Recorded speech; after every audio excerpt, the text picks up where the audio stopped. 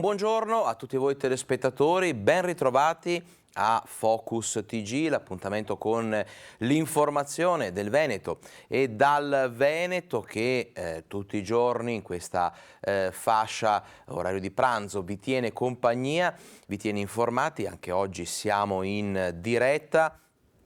Sabato 9 luglio, oggi è la giornata dell'Ortigara per quello che riguarda la Dunata Triveneta ad Asiago. Non solo, oggi è la giornata della colonna mozza, del pellegrinaggio, e poi in serata spazio ai cori, alla storia, alla tradizione degli alpini. Ebbene, tutti eventi che noi di Rete Veneta vi racconteremo, immagini davvero emozionanti, toccanti, tanti contributi in esclusiva. Vi ricordo gli appuntamenti proprio con la Dunata Triveneta di Asiago. Noi questa sera saremo in onda con un focus speciale a partire dalle 21 circa. Seguiremo in diretta tutto quello che sta succedendo ad Asiago. Avremo tanto spazio dedicato al folklore, alla tradizione degli alpini, con i cori delle Penne Nere, e poi rivivremo con i nostri inviati sul posto tutte le emozioni toccanti di una giornata che entra di diritto nella storia del Veneto, dei Veneti, ma in generale degli alpini. E poi domani con l'ammassamento, la sfilata, tutte diciamo, i passi del racconto che noi proporremo in diretta a partire dalle 8:30 del mattino, una diretta fiume sempre su Rete Veneta, proprio per non perderci e non farvi perdere neanche un frammento di questo mosaico straordinario che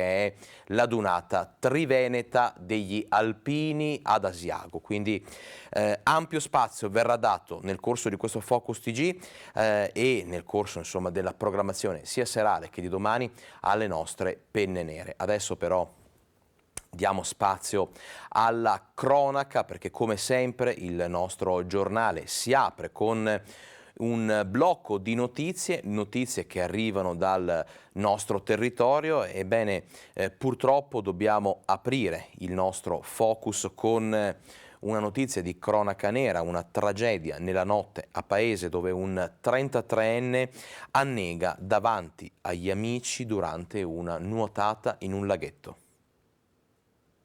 Un tuffo nello specchio d'acqua davanti agli amici che lo vedono scomparire e non riemergere più. Il dramma la scorsa notte poco dopo l'una al laghetto di pesca sportiva Lago Azzurro di via Levante a Paese. Poco dopo le ricerche dei sommozzatori dei vigili del fuoco hanno consentito di recuperare a 5 metri di profondità il corpo del 33enne di Morgano, Mauro Libralesso, che ha perso la vita per una nuotata, colto probabilmente da un malore dopo le prime bracciate nell'acqua fredda. Gli amici disperati, quando è scomparso alla loro vista, hanno capito subito che la situazione era allarmante. Hanno chiamato il SUEM, i carabinieri e i vigili del fuoco. I pompieri arrivati da Treviso con il nucleo sommozzatori di Venezia hanno subito iniziato le ricerche, individuando e recuperando in profondità l'uomo. Il personale sanitario ha provato a rianimare il giovane, ma non è rimasto altro che dichiararne la morte. E purtroppo dobbiamo dare notizie di altri incidenti, ancora drammi sulle strade trevigiane, con 2 gravi incidenti in poche ore. Lo schianto terribile contro un platano poco dopo le 7 di stamane alle Vada di Ponte di Piave, l'ennesima tragedia sulle strade della Marca. Nel violento impatto è morto un uomo di 34 anni, un cittadino pakistano. L'uomo, per cause in corso di accertamento, ha perso il controllo della vettura finendo contro l'albero. Con lui altre 3 persone rimaste gravemente ferite e trasportate all'ospedale. Soltanto qualche ora prima, a Volpago del Montello, SUEM, Vigili del Fuoco e Carabinieri erano intervenuti per un altro drammatico incidente, un'altra fuoriuscita autonoma in via Castagnè. Messa in sicurezza la Fiat Punto d'estratto il conducente, i sanitari lo hanno portato in ospedale, dove si trova ricoverato in prognosi riservata. E dobbiamo dare notizia di un altro decesso, una morte avvolta nel mistero a Portogruaro per Michelangelo, un cuoco 53enne. Una morte avvolta nel mistero a Portogruaro, per la quale si ipotizza possa trattarsi dell'ennesimo dramma della solitudine. Trovato senza vita in casa il 53enne Michelangelo Drighetto, italo-inglese molto noto in città. Il ritrovamento in via Massimo d'Azeglio ieri nel tardo pomeriggio. Era dipendente della Coop Noncello, azienda pordenonese che si occupa di pulizie e che lavora per l'inserimento di persone che in passato hanno affrontato le problematiche più diverse. Del fatto si stanno occupando i carabinieri, i quali confermano che si propende per cause naturali. Eseguito l'esame esterno. Ci spostiamo con la cronaca adesso a Padova, dove 2 uomini condannati in via definitiva per reati di violenza sessuale sono stati rintracciati e arrestati dalla squadra mobile della questura e portati in carcere. Il primo a finire al Due Palazzi è stato un marito e padre di 53 anni, tunisino, condannato a 7 anni e 2 mesi di reclusione per maltrattamenti, lesioni aggravate e violenza per almeno 8 anni nei confronti della convivente e delle loro figlie. Il secondo è un 46enne romeno condannato a 5 anni e mezzo di carcere perché nel 2017 violentò una connazionale. Gli uomini della questura li hanno rintracciati e condotti al carcere padovano per scontare le relative pene. Durarono ben 8 anni le violenze del nordafricano su moglie e figlie, minacce armate, umiliazioni, vessazioni come la consegna di tutto lo stipendio della donna al compagno. Violenze sessuali non consenzienti, maltrattamenti pesanti sulle figlie piccole. I fatti che invece hanno portato in carcere per 5 anni e mezzo per violenza sessuale il 46enne romeno risalgono all'agosto del 2017, vittima una donna sua conoscente che venne da lui violentata e picchiata e che tentando la fuga da quell'incubo cadde da un balcone riportando gravi contusioni. Incendio in un'azienda di conserve nel Padovano, pensate, le fiamme sono state avvistate anche a 20 km di distanza. L'allarme è dato da un passante, il fumo visibile a decine di chilometri, le fiamme e il rogo. Incendio questa mattina in zona industriale, in via Terza Strada, a Conselve, alla Isokit, un'azienda che produce allestimenti isotermici per camion frigo. Verso le 5 di questa mattina è andato a fuoco, nel piazzale esterno dell'azienda, un cubo di poliuretano utilizzato per coibentare i camion. Nessun'altra azienda confinante è stata coinvolta dal rogo. 6 le squadre dei vigili del fuoco intervenute dalle sedi di Piove di Sacco, Abano Terme e dalla centrale di Padova, con 12 vigili del fuoco impegnati per almeno 3 ore a domare le fiamme. Sul posto anche i tecnici dell'ARPAV per monitorare lo stato dell'aria, che al momento non risulta compromessa. Ancora incerto cosa abbia innescato il rogo. Da Conselve a Bassano, dove è stata disposta la chiusura di un locale in centro perché serviva alcolici ai minorenni. Alcol a minori in un bar in pieno centro città durante la manifestazione Bassano sotto le stelle. Disposta la sospensione della licenza e l'immediata chiusura per 15 giorni del locale di via Zaccaria Bricito. Da un controllo infatti è emerso che non era la prima volta che il titolare permetteva venisse servito alcol a giovanissimi anche sotto i 16 anni. Un reato reiterato negli ultimi mesi che ha portato al provvedimento del questore che sul tema non transige. Si tratta di un fenomeno di carattere sociale sul quale è giusto che intervengano anche altre istituzioni. Noi, per quanto ci riguarda, abbiamo cercato di sensibilizzare tutte quelle componenti della società che hanno la possibilità di intervenire e cercare di impedire queste situazioni. In particolar modo nel corso anche di una riunione recentissima specifica che si è tenuta a Bassano sono state sensibilizzate le associazioni di categoria e tutti diciamo così, gli esercizi pubblici al fine di far percepire loro la problematica, la criticità di questa situazione. Io personalmente ho fatto sapere che e qualunque tipo di violazione di questo genere verrà sanzionata nel modo più severo possibile. Si tratta di un invito nei confronti di tutti coloro che hanno la possibilità di dare un esempio e comunque di controllare quello che fanno questi ragazzi, questi giovanissimi, in taluni casi addirittura più giovani di 16 anni, a far sì che questi episodi non si ripetano e a far sorgere anche negli stessi ragazzi la consapevolezza della gravità che l'assunzione, l'abuso di sostanze alcoliche e anche la stessa assunzione di sostanze alcoliche per quanto riguarda i ragazzi minori può provocare. Adesso ci fermiamo per una piccola pausa pubblicitaria, torniamo con tutte le ultime notizie, gli aggiornamenti sulla tragedia della Marmolada e poi tante notizie di cronaca, l'attualità e una finestra aperta con Asiago per continuare a parlare di questo straordinario evento, la Dunata Triveneta degli Alpini in altopiano. Questo e tanto altro tra poco a Focus TG.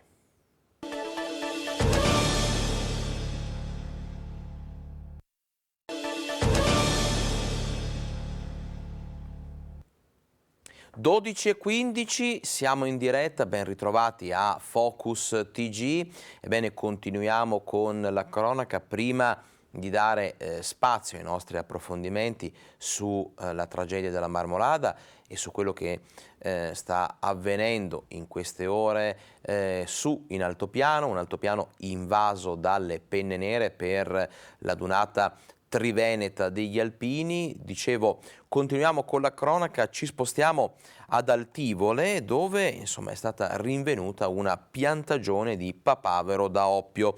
A scoprirla in un orto di Altivole tra piante di insalata e di pomodori la Guardia di Finanza di Treviso.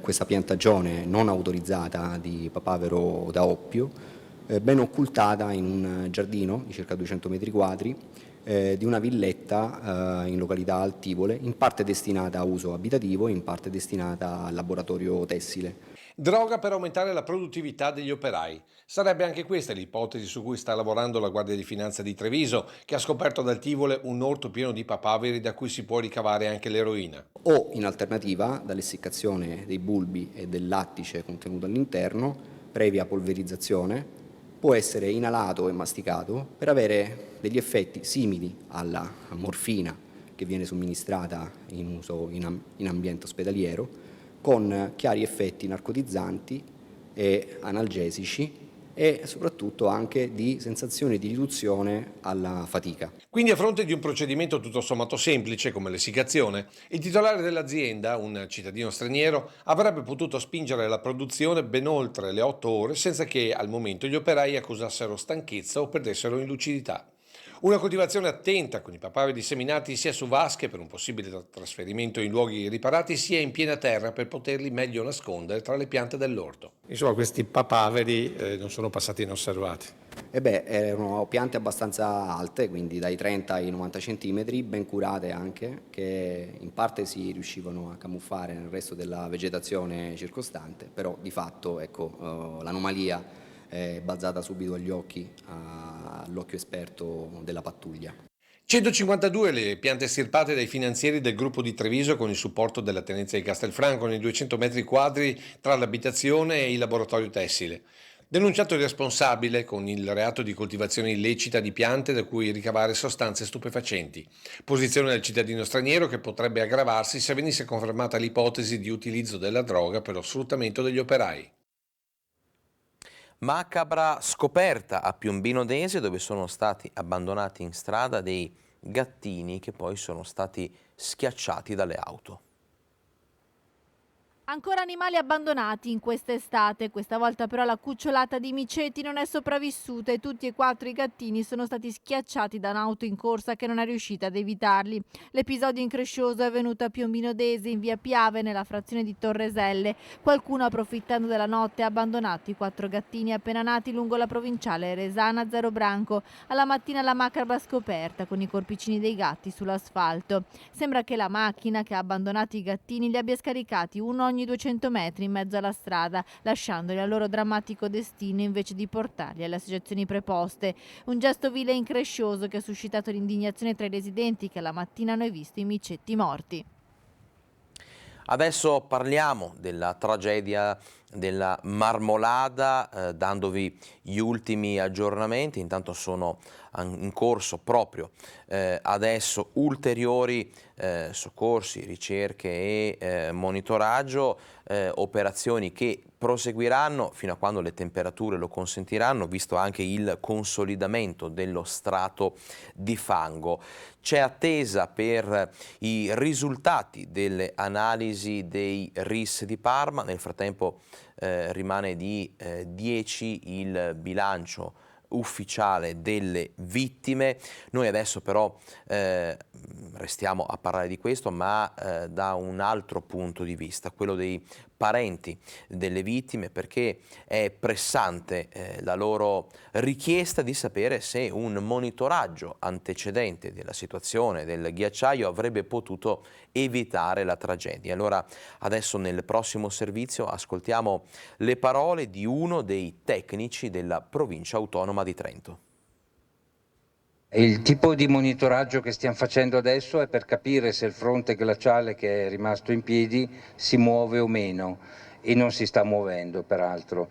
E questi monitoraggi non vengono fatti di norma sui ghiacciai se non in casi specifici, tipo in Val d'Aosta ce n'è uno, perché c'è un seracco pericolante e magari il seracco rimane lì anche per qualche anno di fila pericolante, quindi avrebbe senso anche installare della strumentazione per monitorare, come nelle frane che durano anni, con movimenti molto lenti, si mettono le strumentazioni e si guardano le deformazioni.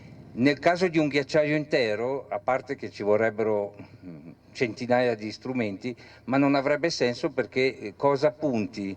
Cioè non c'è un elemento, c'è una massa bianca, ci sono dei seracchi, ci sono delle cose particolari, ma non un elemento instabile in sé. E quindi lo strumento funziona in modo che manda un'onda elettromagnetica, rimbalza sulla cosa che vogliamo misurare, ritorna indietro e io mi faccio la fotografia e vedo gli spostamenti. Ma se la massa è tutta uniforme, non ha particolari discontinuità, lo strumento non mi aiuta per niente, no?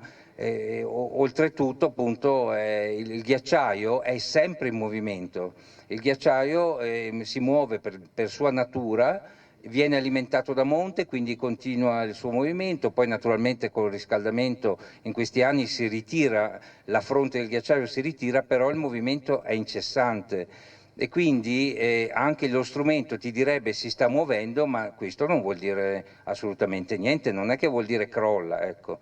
È molto differente per esempio dalle valanghe il meccanismo, quindi che io sappia non si possono monitorare in questa maniera tutta l'area del ghiacciaio. Ci sono altre maniere, altri strumenti tipo i satelliti eccetera, però a scala un po' più vasta, che permettono di avere delle fotografie dello stato del ghiacciaio, ma questo lo usiamo per bilanci di massa, per capire quanto regredisce, si misurano le fronti, ma non per il caso specifico, a meno che, ripeto, si trovi che c'è un punto pericoloso e che ha senso monitorare.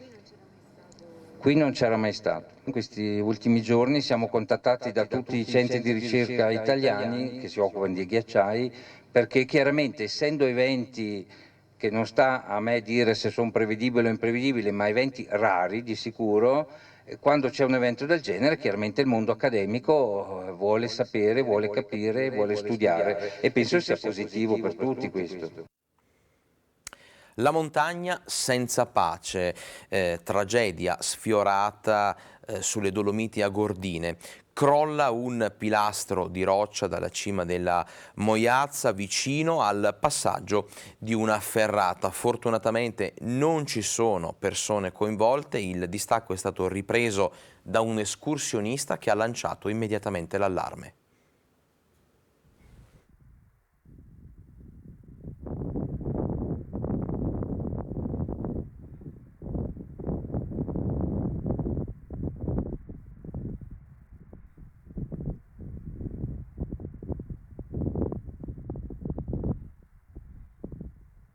Il boato è la nuvola di fumo, una scarica di roccia che scende nel canale dei Cantoi de Framont. È la nuova paura nella montagna senza pace. Questa volta sono le Dolomiti Agordine a far temere il peggio, poco dopo le 11:30. Siamo sulla Moiazza, precisamente la cima di Moiazza Sud, quando un pilastro della parete si stacca a circa 2400 metri di quota, vicino alla via alpinistica Spigolo di Destra, con la terribile incognita che la massa rocciosa possa aver travolto qualcuno. La scena sotto gli occhi di un escursionista tedesco che gira questo video e poi corre al vicino rifugio Carestiato per dare l'allarme. Qui il gestore, nonché responsabile del soccorso alpino della zona, Diego Favero, è già in allerta. Mi è arrivata una telefonata qua in rifugio da parte dei vigili del fuoco di Belluno, che dicevano che erano stati allertati da una persona che da Agordo aveva visto un fumo bianco che nella zona, diciamo, nostra del rifugio. Al che praticamente poco dopo è proprio arrivato un escursionista da qua verso il rifugio, che mi ha avvisato praticamente di una frana che aveva visto poco distante dal rifugio. Il timore nasce dalla presenza della ferrata Costantini. Siccome stamattina era partita gente per fare la ferrata Costantini e oltre che partire da questa parte qua, so che tanti partono anche dalla parte opposta dove c'è il rientro e dove era stato più o meno capito che c'era stata una frana, abbiamo deciso di intervenire come soccorso alpino per controllare, insomma, che non ci fosse niente di grave, insomma, che non ci fosse qualche travolto, ecco. Subito si alza in volo l'elicottero dell'Air Service Center, convenzionato con il soccorso alpino Dolomiti Bellunesi, che effettua una lunga ricognizione per escludere l'eventuale coinvolgimento di persone. Abbiamo trovato il punto del distacco, non ha interessato la ferrata Costantini, ha interessato una parte, diciamo, di roccia della Moiazza Sud, però è andata a finire in un canalone che si è distrutta là, insomma, ecco. Si tira un sospiro di sollievo, questa volta è andata bene. Purtroppo in Dolomiti succedono questi casi, insomma, succedono, certo. E non è che sì, perché succedono queste cose dobbiamo chiudere gli accessi alle montagne. Ripeto, se abbiamo i ghiaioni alla base delle pareti vuol dire che sono tanti anni che scendono i sassi, insomma, ecco. Giorni difficili per tutta la montagna, la Marmolada ha segnato inevitabilmente un confine, ma chi la vive e la respira ogni giorno è consapevole di un fatto incontestabile. Questi giorni qua dobbiamo stare zitti e riflettere e portare rispetto per le persone che sono venute a mancare. La montagna si è sempre comportata così, non certamente adesso, insomma, ecco. E nel prossimo servizio una storia drammatica. L'ufficiale giudiziario si presenterà il 15 luglio per dare esecuzione allo sfratto di Iole e di suo figlio Romano. Lei è costretta su una carrozzina e assiste il figlio da 19 anni in stato vegetativo. Non sanno dove andare, non trovano una soluzione, ci raccontano il tutto nel prossimo servizio. Abbiamo lo sfratto e speriamo che anche questa volta riescano a allungare la data di uscita, perché non abbiamo casa e non è pronto niente, non sappiamo dove andare in pratica. Non abbiamo una sistemazione pronta per il 15. Lei è Iole Lionello, costretta su una carrozzina per una lesione alle vertebre. Da 19 anni assiste suo figlio Romano Mandruzzato, ridotto in stato vegetativo dopo un incidente in auto. I due, dopo una travagliata storia familiare, hanno ricevuto lo sfratto dalla cognata di Romano e il 15 luglio dovrebbero abbandonare la casa di Vo in provincia di Padova. Non sanno però dove andare. La sistemazione che offre il comune uganeo non è adatta alle loro necessità. Abbiamo parlato col comune e siamo andati a vedere l'unica casa che era a disposizione, che è una casa attere a Boccò. Ma l'ambiente non è idoneo né per la situazione, non ci sono nemmeno gli spazi, perché è troppo piccolo, ci sono solo 2 stanze ma piccole, di conseguenza non c'è lo spazio né perché ci siano i letti e nemmeno per fare le manovre, per metterlo a letto, e casa c'è solo quella. E soprattutto abbiamo bisogno degli spazi da portarlo da carrozzina a letto a carrozzina, tenendo presente che questo non è già una lunghezza, insomma, e dopo va aperto, la base sotto va aperta per poter inserire dentro la carrozzina, certo. E quindi ci vuole spazio. Iole non vuole che suo figlio sia costretto ad essere ricoverato in un istituto, cosa che non ha fatto in questi 19 anni. La data del 15 luglio si avvicina e le soluzioni ancora non ci sono per Iole e suo figlio Romano. Il Comune ci ha sempre aiutato, sottolinea. Una casa che soddisfi le loro esigenze, però, al momento non sembra esserci. Io non voglio mettere mio figlio in ospedale, assolutamente, perché se volevo farlo l'avrei già fatto prima. E so, quando uno sta in ospedale, cosa succede? Persone come lui, non c'è il tempo per seguirli, quindi ho bisogno che qualcuno, qualsiasi persona, se può, come può, che mi dia una mano. Adesso ci fermiamo un attimo per il nostro secondo break pubblicitario, rientriamo per parlare di alpini, tante altre notizie di cronaca e di attualità. A fra poco.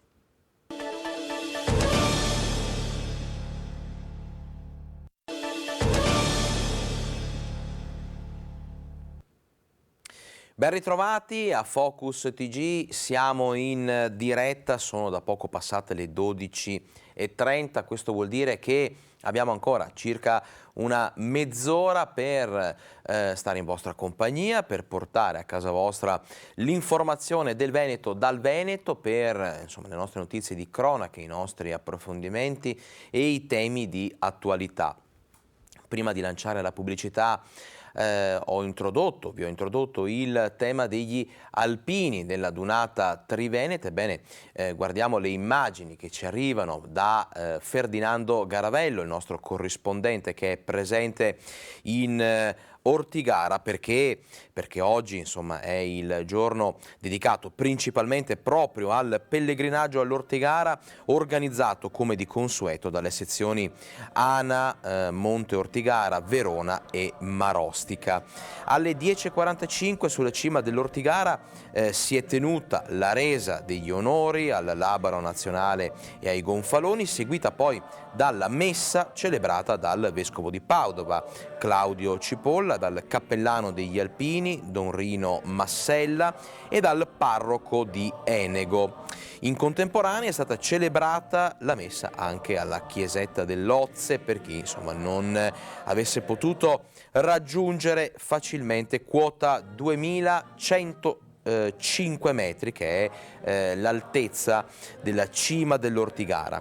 A chiudere poi il pellegrinaggio la deposizione di corone d'alloro alla colonna Mozza, al cipo austro-ungarico e alle lapidi dei tenenti Ferrero e Cecchin. In serata si terranno concerti e cori con le fanfare nei comuni altopianesi, eventi che noi seguiremo con i nostri collegamenti in diretta per una serata che su Rete Veneta saprà abbinare questa sera storia, emozione, memoria e anche del sano divertimento. Quindi appuntamento, ve lo ricordo ancora una volta, questa sera alle 21 circa su Rete Veneta, con lo speciale dedicato alla Dunata Triveneta ad Asiago, con i cori, con le fanfare e i nostri collegamenti in diretta, e poi la lunga diretta di domani, di domenica, a partire dalle 8:30 del mattino. Adesso però abbiamo visto le immagini che ci sono arrivate questa mattina, insomma, delle celebrazioni, dei momenti anche di grande coinvolgimento e pathos emotivo. Adesso però riviviamo tutte le emozioni e le notizie, gli appuntamenti più importanti della giornata di ieri nel prossimo servizio. Inizia da qui, dall'inaugurazione della nuova ala del museo dedicato alla Grande Guerra a Roana, il raduno del terzo raggruppamento degli alpini, la Dunata Triveneta finalmente parte da una palestra della memoria, e questo è sempre un bel segnale.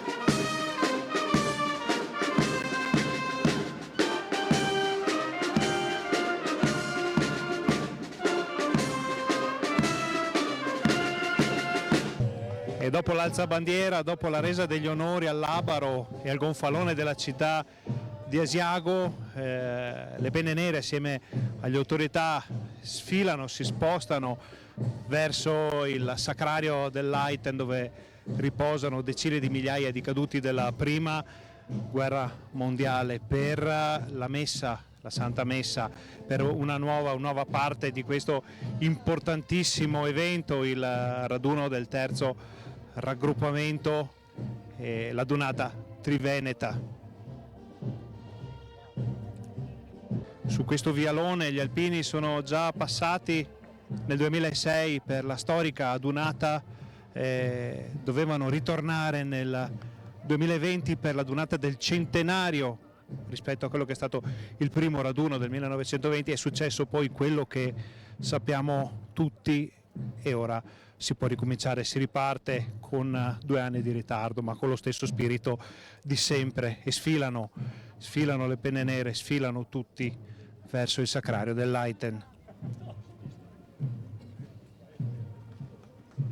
Si parte con la memoria, si chiude con la messa al sacrario dell'Aiten, dove riposano decine di migliaia di caduti della prima guerra mondiale, il primo giorno del raduno del terzo raggruppamento, ovvero la Donata Triveneta degli alpini. Una giornata emotivamente molto coinvolgente, molto forte, non solo per gli alpini ma per Asiago, per tutto l'altopiano.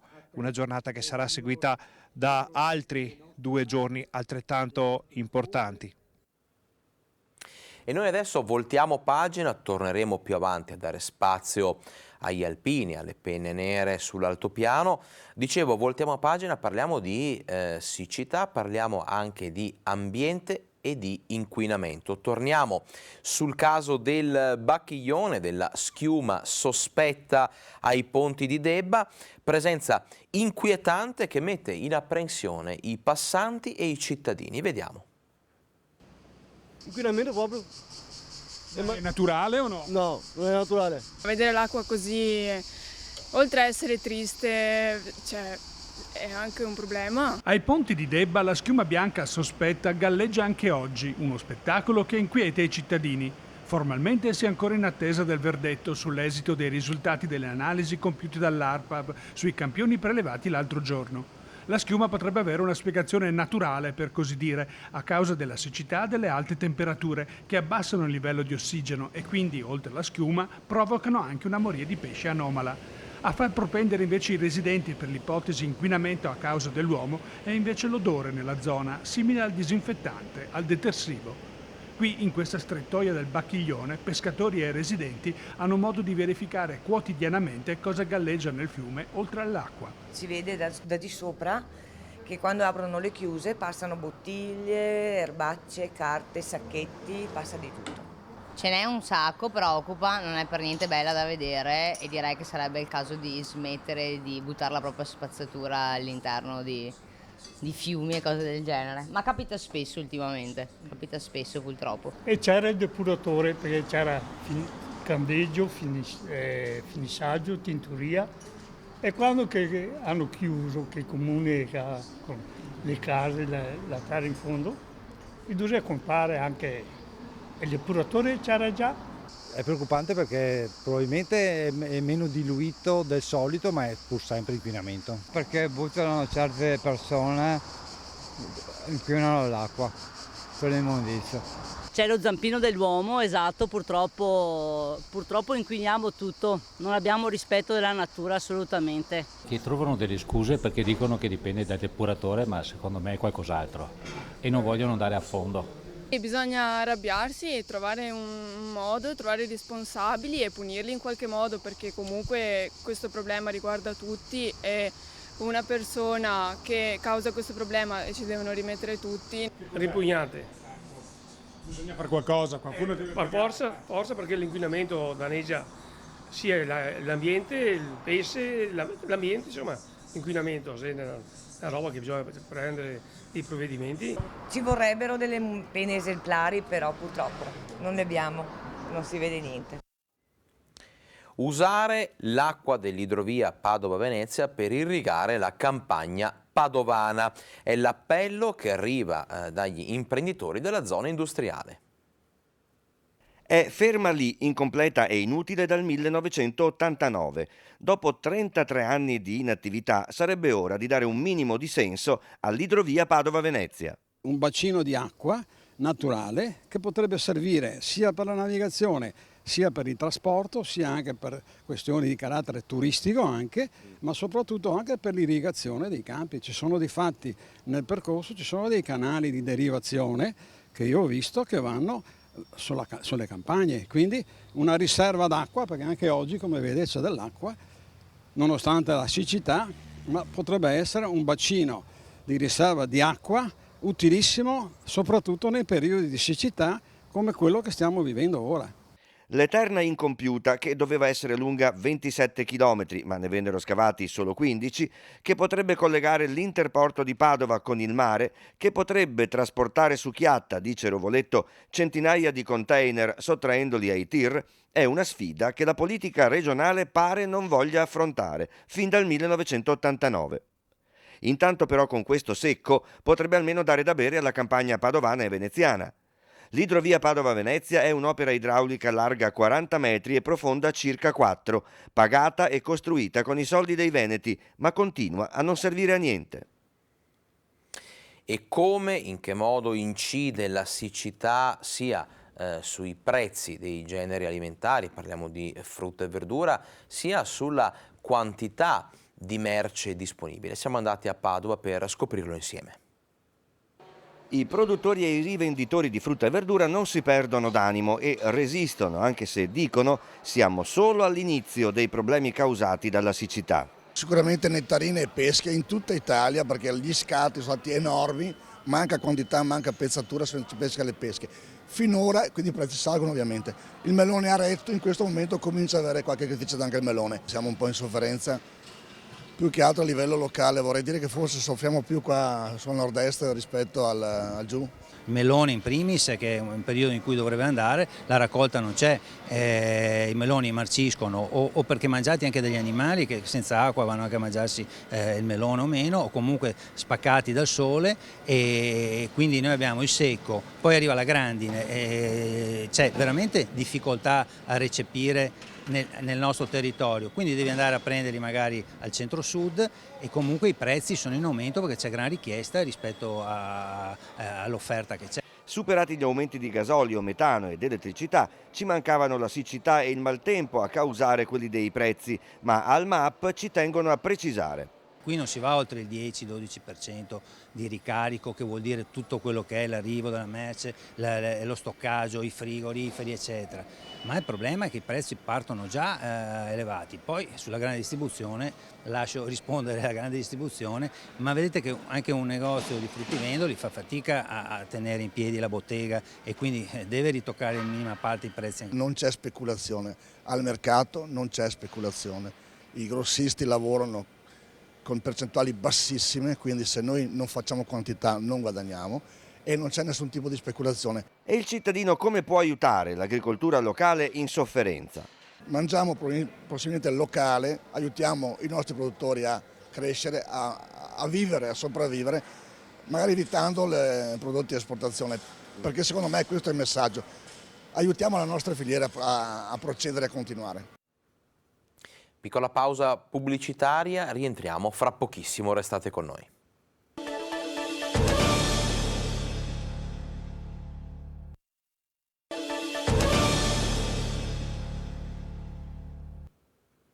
Ben ritrovati a Focus TG, continuiamo con la nostra diretta, una diretta fatta da tante notizie di cronaca, attualità e approfondimenti. E a proposito di cronaca ci spostiamo a Marano per segnalare ancora una volta vandalismi nei parchi comunali.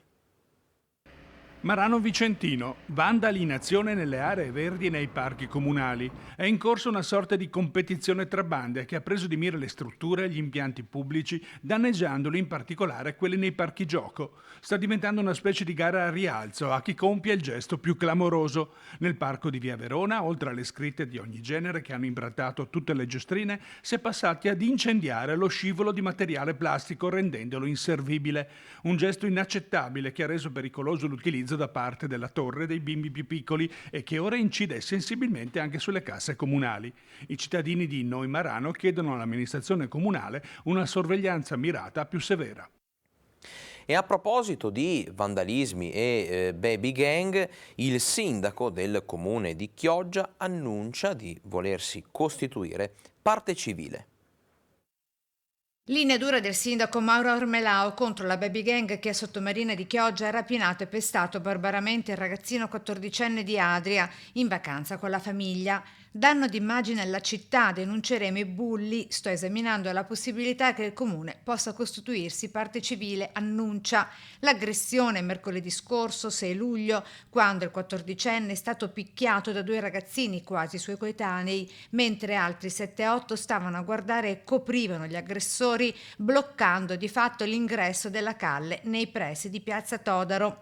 Dal punto di vista giuridico, essendo i piccoli bulli davvero molto giovani, con uno dei 2 aggressori che ha soltanto 13 anni e si trova cioè sotto la soglia di punibilità, non si sa che tipo di intervento possa essere preso, anche se questo non significa che non possa essere oggetto di interventi specifici da parte del Tribunale dei minori e dei servizi sociali. Parliamo adesso del caro energia, i rincari delle bollette, non solo, anche la difficoltà nel reperire personale. Una serie di cause che spingono alcuni baristi padovani a ridurre l'orario di apertura.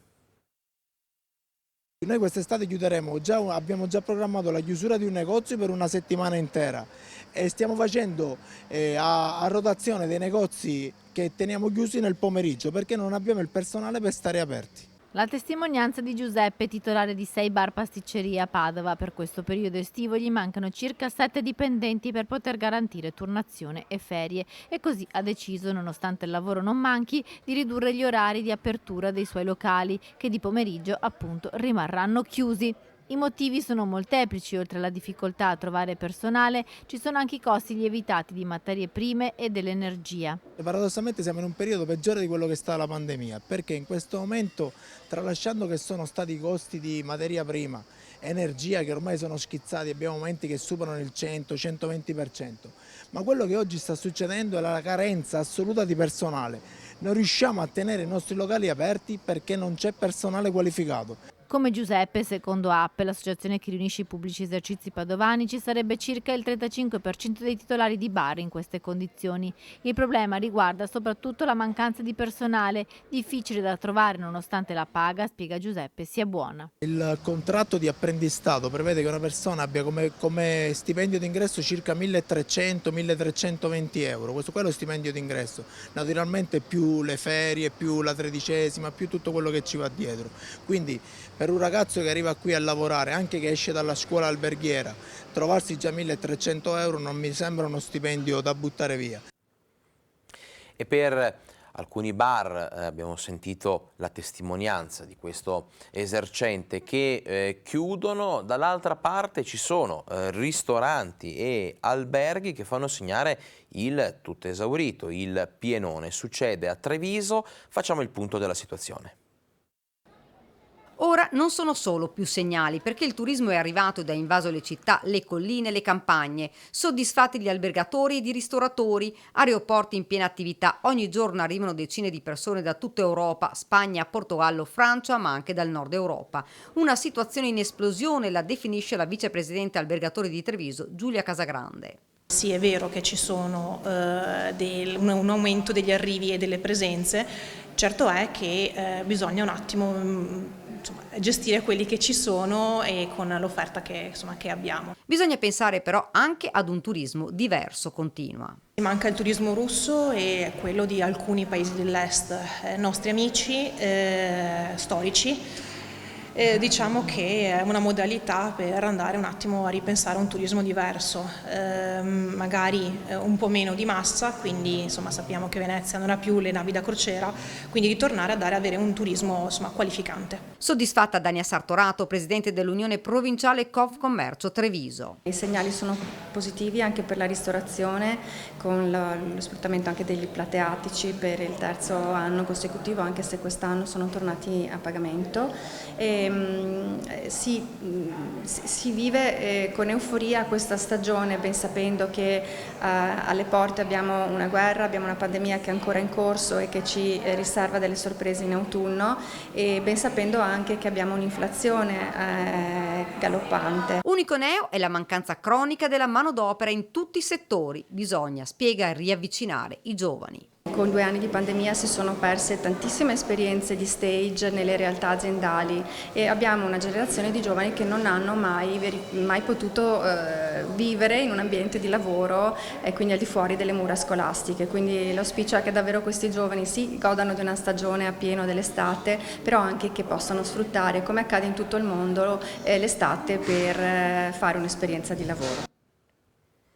Apriamo la pagina della sanità, parliamo dell'ULSS 7, di un mistero all'interno dell'azienda ospedaliera della Pedemontana, perché spunta infatti una lettera destinata a primari e medici invitati a firmarla in risposta alle tante segnalazioni di disorganizzazione e di disservizi. Una lettera, come detta, avvolta un po' nel mistero.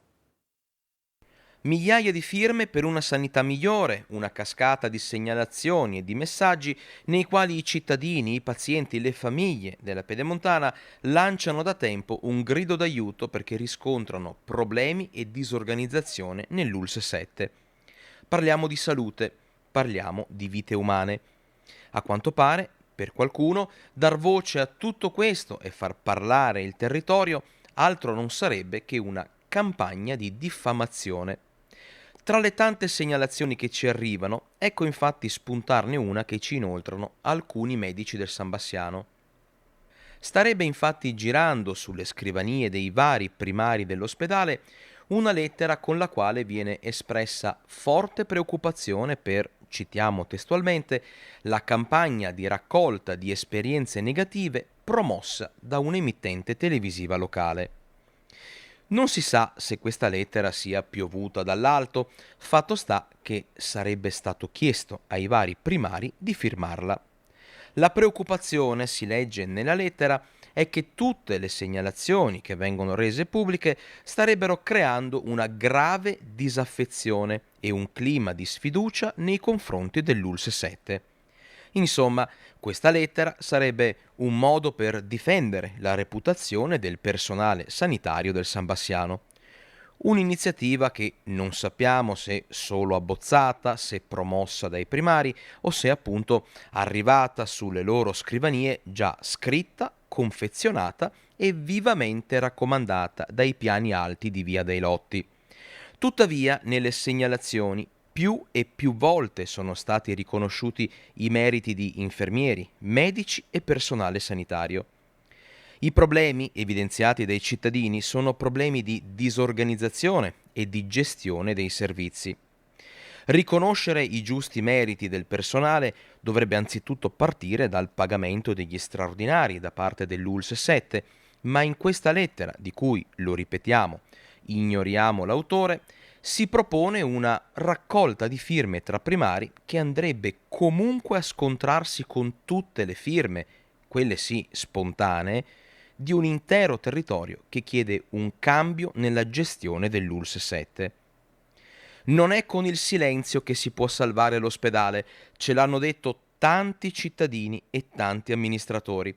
L'hanno detto i sindaci del Bassanese che hanno dato un voto basso, tra i più bassi della storia, all'ULSS 7 per la situazione attuale. Una situazione in cui chi lavora in ospedale è e continua a essere un eroe, ma non deve diventare uno scudo dietro al quale nascondere i reali problemi di un'azienda sanitaria. Nasce spontanea dunque la domanda: sarebbe davvero opportuno mettere in piedi un'iniziativa del genere, mettendo in contrapposizione da una parte i nomi dei primari, qualora qualcuno decidesse di firmare, e dall'altra un intero territorio che chiede una sanità migliore? Ci spostiamo adesso a Padova, dove è partita una raccolta firme singolare per chiedere basta fuochi d'artificio. Una proposta coraggiosa, non c'è che dire, perché insomma gli appassionati e comunque i fuochi d'artificio piacciono più o meno a tutti o quasi a tutti. Perché Dianin questa proposta? È importante sicuramente anche per un'amministrazione a volte impressionare la cittadinanza con delle iniziative appariscenti, però bisogna andare nella profondità delle decisioni che si prendono. Di fatto i fuochi d'artificio sono elemento di disturbo per i pazienti del vicino ospedale civile, elemento di disturbo per la fauna selvatica e per gli animali domestici che sappiamo esserne feriti o spaventati, e poi inquinano molto banalmente. La grande emergenza di questo secolo, lo vediamo anche in queste ore con la siccità, sono i cambiamenti climatici, l'inquinamento. Con i fuochi d'artificio vengono liberate tonnellate di polveri sottili in una città che già per 200 giorni all'anno ha, tra virgolette, la qualità dell'aria fuori legge. L'associazione Orizzonti ha promosso una raccolta di firme da presentare al sindaco in vista ormai del prossimo ultimo dell'anno. Si chiede di trovare delle vie alternative per festeggiare Ferragosto e San Silvestro, vie che assolutamente ci sono, possono essere pensate, ci possono essere spettacoli musicali. È importante perché la cittadinanza ha l'occasione di dire la sua su questo, che sembra un tema secondario ma è fondamentale perché è una delle feste più importanti dell'anno gestite dall'amministrazione. Il sito è, per firmare, www.bastafuochi.it, lo ripeto, www.bastafuochi.it. Quindi festa sì, ma senza fuochi d'artificio, in estrema sintesi. Certo, potrebbe essere una strada, come tante altre strade, si può valutare tutti insieme. Quello che noi chiediamo è di abolire i fuochi d'artificio perché a nostro avviso dannosi e disturbanti.